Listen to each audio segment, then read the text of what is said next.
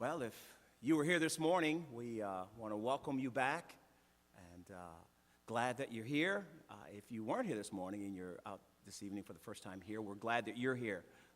We do want you to know that you are our honored guest if you're visiting, and as always, if you are a member of the body of Christ, we depend on you being here just like you depend on us, because that is what we do. It'd be very hard to although Darlene and I do sing some on our own, it'd be very hard to worship God as well as we do when we're with the body and we're with the church.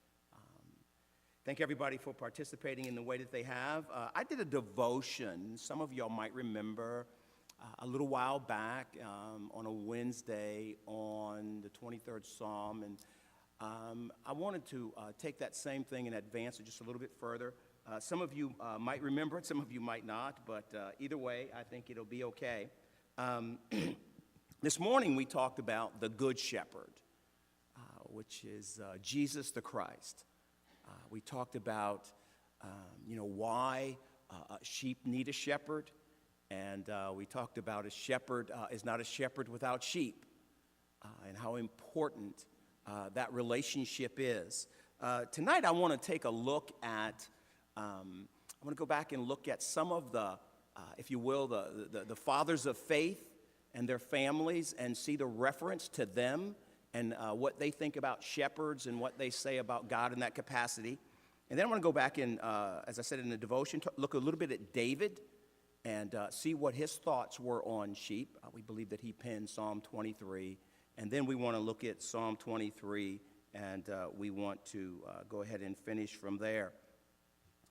I say this in all sincerity. Sometimes when you stand up to speak, you look out, and here I see brothers and sisters. Some are considerably older than me, have served the Lord probably more years than I'm alive, which is kind of humbling in the sense that I probably could sit at your feet and you probably could write your own story that would be very, very similar to the 23rd Psalm. There are 150 Psalms. 123rd is probably, without a doubt, the most well-known.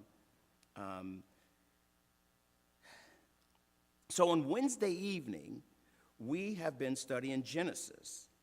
And we are looking at Jacob, and we're looking at God's promise to Abraham and how it's being fulfilled. Joseph is just reunited with his family, and Jacob has come to see his son. He thought that he was no longer alive, and how thrilled he was when he saw him, and how wonderful that union must be. Well, Jacob is about to bless Ephraim and Manasseh, who are Joseph's children, his boys. And listen to the terminology in Genesis 48 and verse 15, what he says here. So, Joseph brings them in, and remember, he switches the hands, and Jacob says, this is how it's supposed to be. We're actually, I think it might be this week, but it's coming up pretty soon. But listen to the imagery that Jacob uses. Now, when you remember Jacob, his sons were very disobedient, some of them. Some of them slept with his wives. Some of them actually sold Joseph into slavery and made him think that he was dead. I mean, that's pretty cruel to a father. Now, maybe not so much in their brain because they thought he was alive somewhere. But his father really, really did not think he was alive. That's a pretty big deal, especially to somebody in your own family. That seems pretty tough. But listen to what Jacob says when he's about to bless Joseph's sons. And here's what it says. And he blessed Joseph and said, the God before whom my fathers Abraham and Isaac walked, the God who has been my shepherd all my life long to this day, the angel who has redeemed me from all evil, bless the boys, and in them let my name be carried on in the name of my fathers Abraham and Isaac, and let them grow into a multitude in the midst of the earth. All that Jacob had been through, he says that his life basically was guided through God as a shepherd, that God took care of him. In light of all the challenges that he faced within his own immediate family, what's his point? Here's his point. His point is that life is not perfect. We all have challenges, But God is faithful. God is faithful. We can trust in him. There's not a person here in this building tonight that's not going to have some type of a challenge in some way or some capacity, be it yours or loved ones. And yet we can rest assured that God is faithful. That's Jacob's point. Would we say what Jacob said if we went through all the tragedies that he went through with his family? Will we articulate it that way? That God has led me as a shepherd? I hope so, and I know that many people in here would. But that's Jacob's idea. Now look at Joshua. We're going to look at Joshua and Numbers 27. So, Moses was not allowed to enter into the promised land. But here's what Moses, in talking to the Lord, says. Right when he finds out that he's not going to go over, Moses is concerned about the people. And here's what he says in Numbers 27:15. Moses spoke to the Lord, saying, "Let the Lord, the God of the spirits of the flesh, appoint a man over the congregation, who shall go out before them and come in before them, who shall lead them out and bring them in, that the congregation of the Lord may not be as sheep that have no shepherd." So the Lord said to Moses, "Take Joshua the son of Nun, a man in whom is the Spirit, and lay your hands on him." The priest Eleazar and Moses lay their hand on Joshua. He takes the children into the promised land as their leader. But the terminology that Moses uses is that the people have no shepherd. Moses was a shepherd. Now, this one is the one that I want to develop just a little bit from the devotion. So the next person that we want to look at and see how they look at shepherds is David. David is a very, very colorful character. There's just so much going on in David's life that's very, very interesting. So Saul has been appointed king.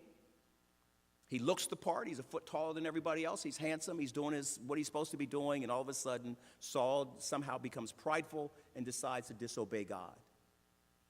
God sends Samuel to tell him that he will no longer be king. He's going to be rejected. So he sends Samuel to the house of Jesse to find and to let him know that we're going to anoint the next king. You know the story. The oldest son comes out who looks great, who fills the part, probably a leader. Samuel says, "That's not him." They bring out the second one, and Samuel says, that's not him. They bring out the third one, and it says that they go down through the list, and he says that, is there anyone else, basically, is what he says. And listen to what Jesse says. Then Samuel said to Jesse, "Are all your sons here?" And he said, "There remains yet the youngest, and behold, he is keeping the sheep." Samuel's looking to anoint the next king of Israel. Jesse's given him the best of the litter, and the one that's going to be anointed is taking care of the sheep. He's the youngest, and yet he has a grave responsibility out in the pasture on his own, taking care of the sheep. So listen to this. So Saul is starting to be grieved in his spirit. He's having problems. So they said, well, why don't we get somebody to play a little music for you when this depression comes on you, and it'll lift you out of your spirits. So here's what someone said to him. They said, hey, you know what? There's a guy, the son of Jesse, the Bethlehemite, who has a boy that can play music, and he can probably make you feel a little better. So listen to this. Therefore, Saul sent messengers to Jesse and said, send me David, your son, who is with the sheep. The king of Israel knows that David is a shepherd boy. David must have been pretty good at what he did. We haven't gotten very far, and yet he's got a reputation of taking care of the sheep. That's what Saul says. Okay, so then watch this. So the next story we get to, watch this. So Saul is, he's going back and forth. He's going back and forth. And then who appears on the scene? Goliath. Big man, probably hasn't lost a fight in his life. Israelites are terrified by the guy. He's basically saying this. Look, there's no need for us to have a war here. There's no need for a lot of people to die. Why don't you just send out your best guy and I'll fight him? And if you win, then we'll submit to you. And if we win, then we want you to submit to us. And the Israelites are scurrying around like ants. Now, don't get me wrong. I am not suggesting that I would have been the first one to run after Goliath. But I am saying they are God's people, and by faith, he's brought them a long way, and yet they're fearful. They're fearful. But listen to this. It says he comes out and he challenges. And he stood and shouted to the ranks of Israel, "Why have you come out to draw up a battle? For I'm a Philistine. Are you not servants of Saul? Go ahead and choose somebody," basically is what he says.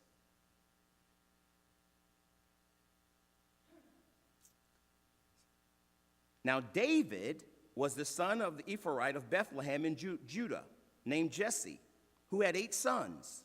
In the days of Saul, the man was already old and advanced in years. The 3 oldest sons of Jesse had followed Saul to battle. And the names of his 3 sons who went to battle were Eliab, the firstborn, and the next Abinadab, and the third Shammah. David was the youngest. The 3 elders followed Saul, but David went back and forth from Saul to feed his father's sheep at Bethlehem. David is very, very responsible in the task that he's been given. In the midst of going back and forth to giving supplies to his older brothers, he still takes care of the sheep.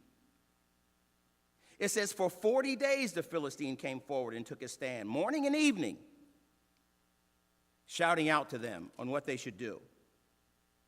Now Saul and all the men of Israel were in the valley of Elah fighting with the Philistines, and David rose early in the morning and left the sheep with a keeper and took the provisions and went as Jesse had commanded him. Father told him to take provisions to your brothers.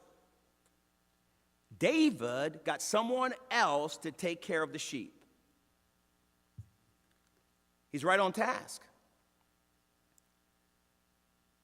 It says that the Philistine came forward and echoed those same challenges to the troops of Israel. And then it says this, and David heard him. Little shepherd boy heard this guy talking. And when all the men of Israel saw that man, they fled from him and were much afraid. And the men of Israel said, have you seen this man who has come up? Surely he's come up to defy Israel. And then listen to what they say. And the king will enrich the man who kills him with great riches and will give him his daughter and make his family's house free in Israel. And David said to the men who stood by, what shall be done for the man who kills this Philistine and takes away the reproach of Israel? 3 things. He's going to be rich, he's going to marry the king's daughter, and he's not going to have to pay taxes. Doesn't get much better than that. So here's what David says when he says, what's going to happen to this guy? And then here's what he says. For who is this uncircumcised Philistine, that he should defy the armies of the living God? And the people answered him in the same way, so shall it be done to the man that kills him. So David isn't really terrified by Goliath. He's confused. He's a young man, a little boy of faith that believes in the almighty true living God, and he can't understand why God's people are letting a Gentile defile them. God's people.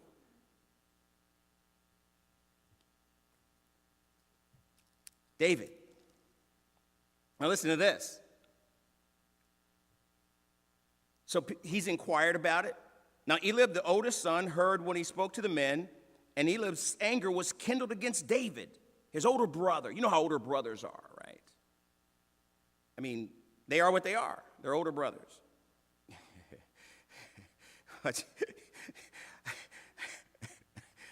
I don't know what it is, but older siblings sometimes act like you're supposed to have 2 sets of parents. I tell my brothers even to this day, look, I got one mom and one dad. Last I checked, you were just an older brother. And they are always trying to put me in place for some reason. I don't know why. I don't get it. So his older brother is angry against David, and he said, listen to what he says to him. This is good. Why have you come down? And then listen to this. And with whom have you left those few sheep in the wilderness? He says it a little condescending. Up to this point, every time David is mentioned as a shepherd, it's a pretty big deal. We're looking to anoint a king. He's already taken care of the sheep. He's the one. Saul needs somebody to play. Oh yeah, it's Jesse's boy, the one who takes care of the sheep. But his older brother doesn't see it that way. His older brother says, how come you're not taking care of those little few sheep? Sheep, they're still there. He says, I know your presumptions and the evil of your heart, for you came down to see the battle. And David said, what have I done now? Was it not but a word? And he turned away from him toward another and spoke in the same way, and the people answered him again as before. In other words, here's what he said. What's going to happen to the guy now? He gets to marry the king's daughter. He's going to be rich, and he doesn't have to pay taxes. Am I understanding this right? That's what he's really saying. When the words that David spoke were heard, they repeated them before Saul, and he sent him. And David said to Saul, let no man's heart fail because of him. Your servant will go and fight this Philistine.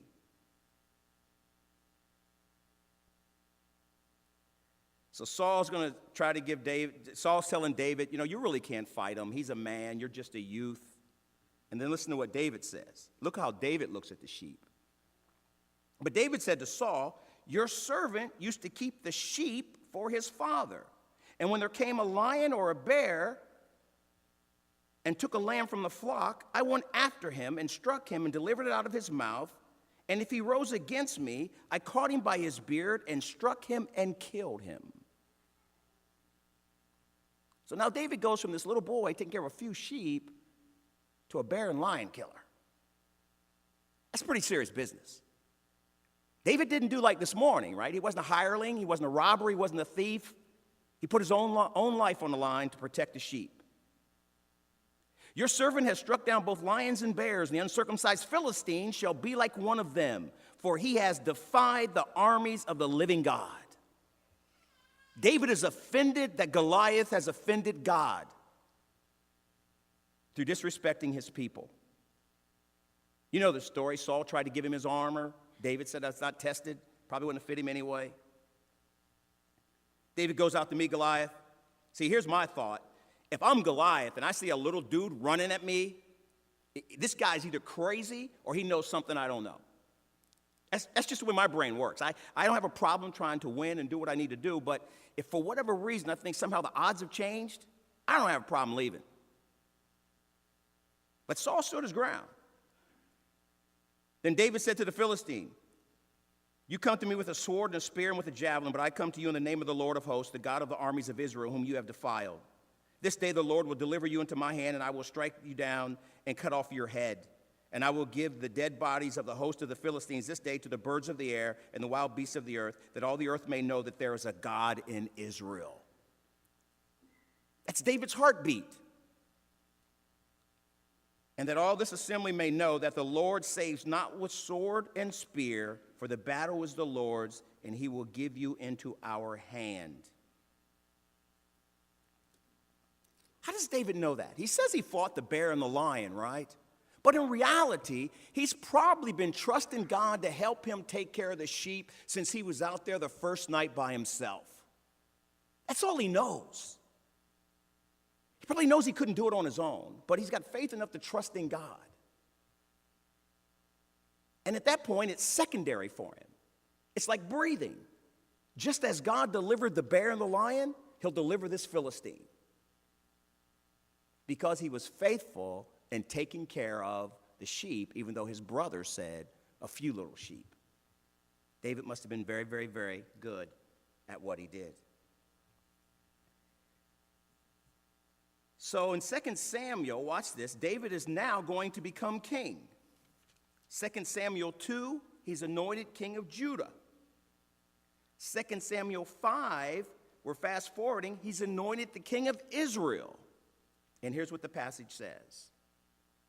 Then all the tribes of Israel came to David at Hebron and said, "Behold, we are your bone and flesh. In times past, when Saul was king over us, he was with you, led out and brought in Israel.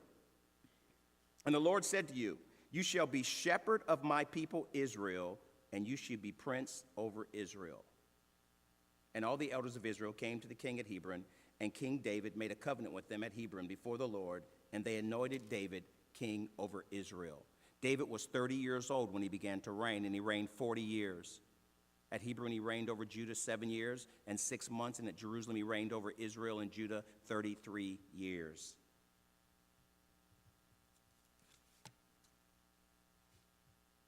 So David goes from being a shepherd boy to a mighty man in battle to the king of Israel and Judah. And in the process, he goes from being a shepherd to a sheep. But really, it's not a transformation because he's always seen himself as God's sheep. If you look at his words and the protection he says that he gets from God, and he can't believe that this Gentile is offending God's people, he's always looked at God as his shepherd and leader. But from his task, he goes from being a shepherd to being a sheep.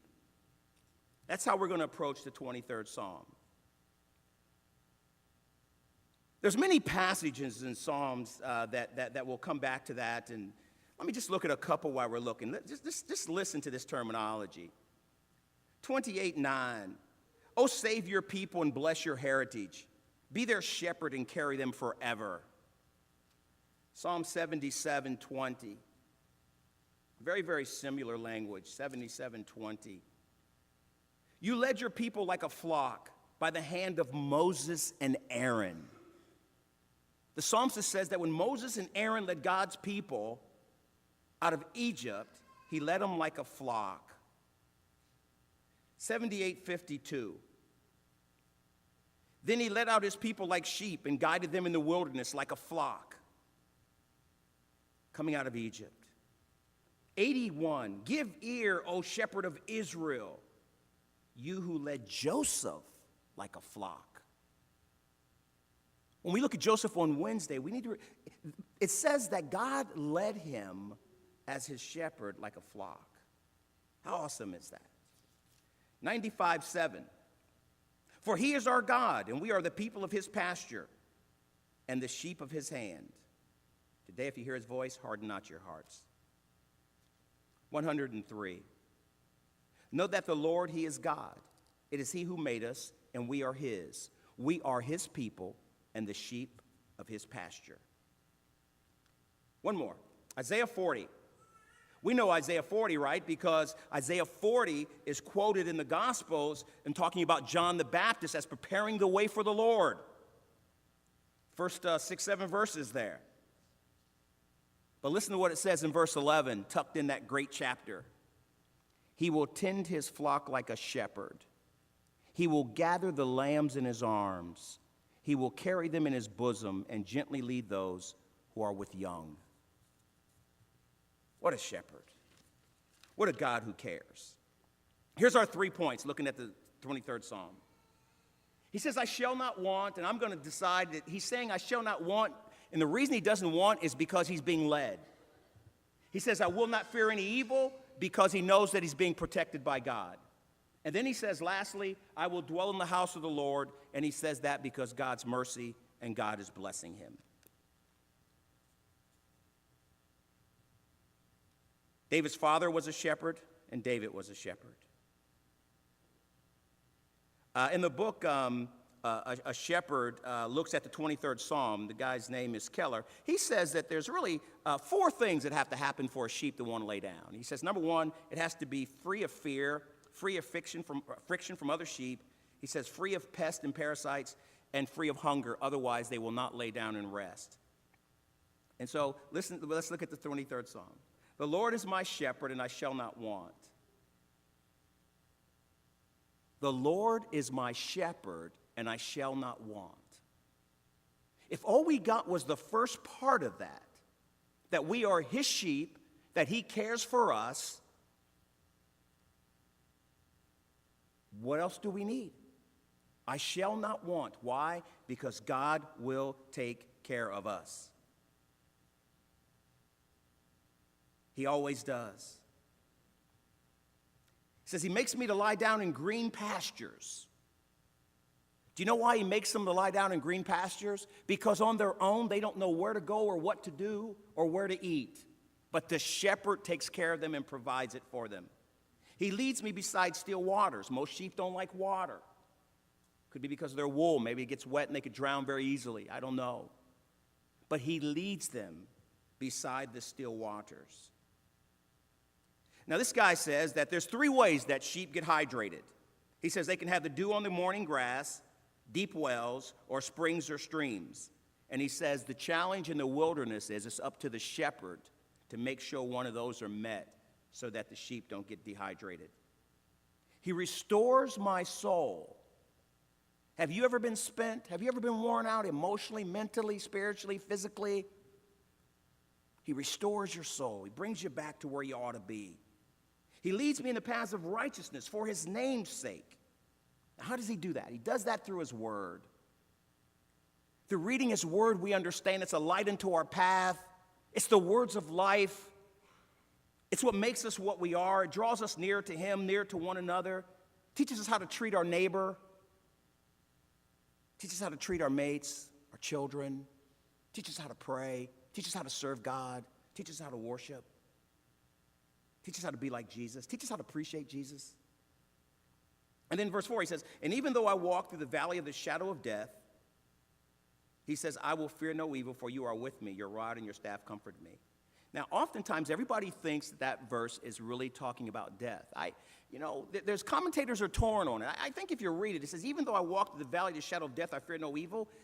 It sounds to me that he's walking through it. I think in some capacity, he's going through some very difficult times.